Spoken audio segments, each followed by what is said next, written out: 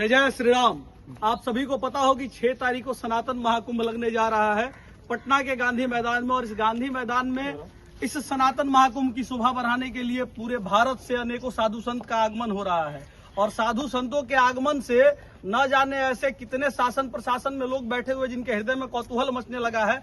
इस विषय को गंभीरता से देखना होगा हम सभी को। और सनातन के साधु जितने भी होते हैं वो सनातन को जोड़ने का काम करते हैं, ना कि समाज को तोड़ने का काम करते हैं। इस विषय पे ध्यान देना है। भैया आपने जैसा कि मैसेज दिया और मीडिया में भी ये मैसेज आया कि धीरेन्द्र कृष्ण शास्त्री जी को नहीं आने के लिए मना किया जा रहा है यहाँ पे, कि उनका आगमन नहीं होना चाहिए। ऐसा क्यों कहा जा रहा है? क्या सनातन को तोड़ने का काम करते हैं, समाज को बांटने का वो काम कर रहे हैं जिसके लिए उनको मना किया जा रहा है?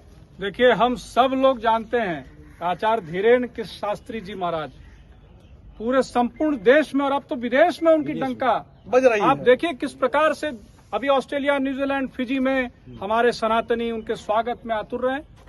और देश के बाहर जाकर के जो सनातन का ध्वजवाहक बने हैं, ऐसे व्यक्ति जब पटना में आते हैं तो उनको आप रोकने का काम करते हैं।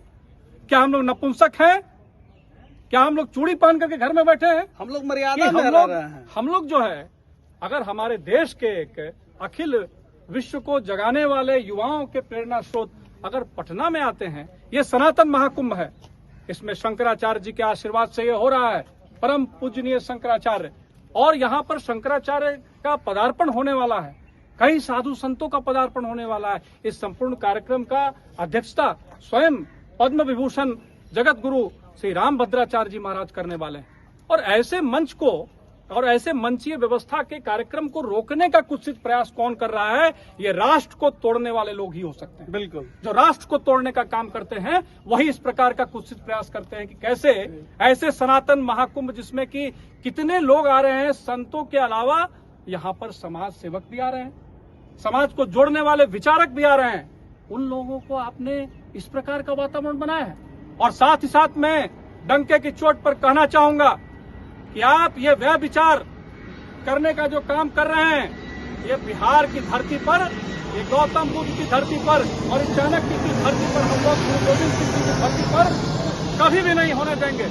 सनातन का विरोध, राष्ट्र का विरोध, अपने संस्कारों को लेकर के हम लोग चलने वाले ऐसे लोग हैं जो संस्कारित तरीके से कर सकते हैं। अगर आपसे ये संभलता नहीं है तो हम लोग संभाल करके दिखाएंगे। और हम लोग करने के लिए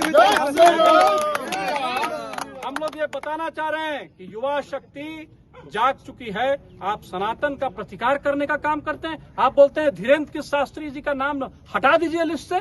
ये हमारा कोई बपौती नहीं है किसी का नाम कोई हटा दे। अगर आज वो राष्ट्र के युवाओं के प्रणेता अगर बने हैं और असंख्य करोड़ों लोगों को चाहने वाले उनके हैं, वो यहाँ पर कोई अपना हनुमंत कथा करने के लिए या वो अपना कोई दरबार लगाने के लिए नहीं आ रहे हैं।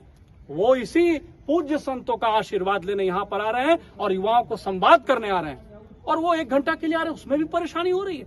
अभी वो गोपालगंज गए थे, कहाँ कोई दिक्कत आया? अभी वो यहाँ से मुजफ्फरपुर गए थे, यहाँ से बांका अभी जाकर के उन्होंने गौरा में कार्यक्रम दिया है, कहीं किसी को कोई परेशानी नहीं हुई, सुव्यवस्था बनाई गई। क्या वो आतंकवादी हैं? मैं पूछना चाहता हूं, प्रशासन से पूछना चाहता हूं, क्या वो आतंकवादी हैं? आप लिख करके दीजिए कि वो क्यों नहीं आने चाहिए पटना की धरती पर। भैया पटना आगमन पे बार बार एडमिनिस्ट्रेटिव जो सेक्शन है हमारे बिहार का वो क्यों कांपने लग जाता है कि भाई वही पूछना चाह रहे हैं हम लोग कि आखिरकार उनको क्यों रोका जा रहा है? क्या आपके पास सुव्यवस्था बनाने की क्षमता नहीं है? और अगर क्षमता नहीं है तो आप त्याग पत्र दे करके यहाँ से जाइए, हम लोग सुव्यवस्था बनाने को तैयार हैं। हम सब लोग मिलकर के सुव्यवस्था बना लेंगे। लेकिन जो कार्यक्रम पूर्व से तय है और हमारे शंकराचार्य जी के आदेश से और उनके आशीर्वाद से हो रहा है, उसे रोकने का अगर प्रयास होगा तो हम लोग भी चुप बैठने वाले नहीं है। हम लोग भी आगे बढ़ करके क्या कर सकते हैं वो सनातन समाज दिखाएगा। हम संस्कारित तरीके से कोई भी काम करना जानते हैं। लेकिन आप इस प्रकार का अगर दुष्परिणाम चाहते हैं तो इसको तुरंत अविलंब जो हम लोगों ने डीडी दिया है, तुरंत हमें एनओसी मिलना चाहिए। ये हमारा अधिकार भी है, मिलना चाहिए। संवैधानिक तरीके से कार्य करने का। ज्यादा वहीं हम लोग आज्ञा लेने हम लोगों को रोका जा रहा है। आप लोग जो कार्यक्रम करा रहे हैं उसकी भी व्यवस्था हम लोग देख रहे हैं। ये मैसेज आप लोग देने का काम कर रहे हैं, हम लोग तो अपना काम कर रहे हैं। हम लोग तो सनातन एकता की बात कर रहे हैं। मजबूती है, सबको रहना है। और मैं तमाम हमारे माताओं बहनों से विशेषकर मैं आग्रह करना चाहता हूं, युवा छात्र शक्ति से, हमारे जितने भी अग्रज, हमारे अभिभावक और घर घर से लोग गांधी मैदान 6 तारीख को अपने पूज्य संतों का आशीर्वाद लेने के लिए जरूर आएंगे।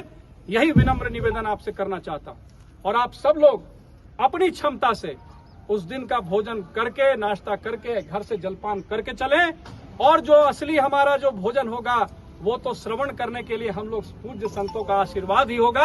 आपसे आग्रह करता हूं, निवेदन करता हूं कि इस सनातन महाकुंभ एक बार दिखा दीजिए, इस सनातन महाकुंभ में हमारे पूज्य संतों का आशीर्वाद लेने का काम करें और यही जागृति हम लोगों को फैलानी भी है। इसलिए एक एक व्यक्ति 50-50 घरों में जरूर हमारी माताओं बहनों को लाने का काम करें। यही आज के लिए ध्येय होगा, यही हमारे लिए पाथेय होगा। बहुत बहुत धन्यवाद। बोलिए जय परशुराम, जय जय परशुराम, जय श्री राम, जय श्री राम। हमारे नागेश सम्राट भी यहाँ पर हैं, अविनाश उपाध्याय हैं, कई जिलों के लोग यहाँ पर आए हुए पटना में बैठक के लिए। लगातार बैठक 1 महीने से चल रहा है, तो आप भी कुछ बात रखिए। देखिए, हम लोग सारे लोग राम भक्त हैं और सनातनी हैं, तो जितने भी सनातनियों का धर्म है, सनातन धर्म में जन्मे हुए जो लोग हैं, 6 तारीख को सारे लोग को आना और डंके की चोट पे आपको ये दिखाना है कि जब अलग धर्म के लोग अनुमति नहीं मांगते हैं तो उनको अनुमति मिल जाता है, व्यवस्थाएं हो जाती हैं उनके लिए। 13 हजार वर्ग फीट का गांधी मैदान में प्रोटोकॉल सिस्टम के साथ व्यवस्था होता है। 13 लाख क्षमा चाहते हैं। और हम सनातनी अगर छोटा सा एक जगह मांगते हैं तो हमारे लिए प्रोटोकॉल का नियम लागू हो जाता है। अलग अलग व्यवस्थाएं की बात करने लगे, आप कैसे करेंगे? केवल नियम हमारे साथ ही क्यों होगा भाई? ये तो दोहरी नीति हो गई। उनके लिए शरीयत चल रहा है कानून, हमारे लिए संविधान चल रहा है। ऐसा नहीं होगा। हम लोग बुलाएंगे, साधु संत आएंगे, समागम होगा, जिसको रोकना है रोक लेगा। सनातन एकजुट है। आप चाहिएगा बांटने का, हम लोग बंटने वाले नहीं है। मजबूती के साथ हनुमत ध्वजा गाड़ करके वहां कार्यक्रम होगा।